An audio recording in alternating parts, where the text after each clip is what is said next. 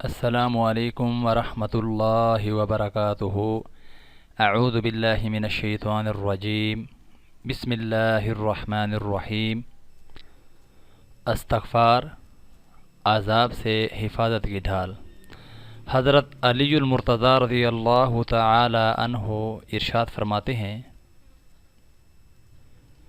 تعجب ہے ان لوگوں پر جو نجات کا سبب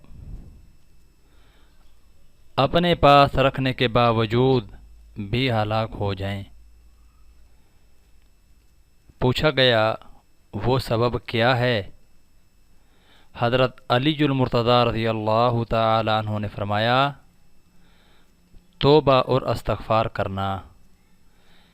احیاء علوم الدین للامام الغزالی کتاب کا نام ہے۔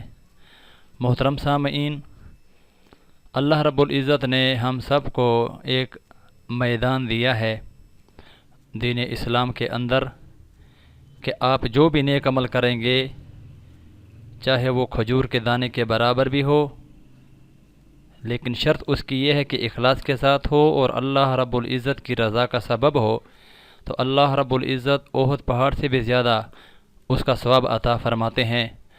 استغفار میرے محترم بھائی دوستو ایسی چیز ہے کہ یہ رزق کو بھی بڑھاتی ہے۔ استغفار سے گناہ بھی معاف ہوتے ہیں، اور استغفار اللہ رب العزت کی عذاب سے ڈھال کا ذریعہ بھی ہے۔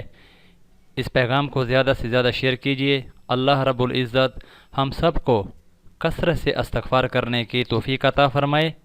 اللہ رب العزت ہم سب کا حامی و ناصر ہو۔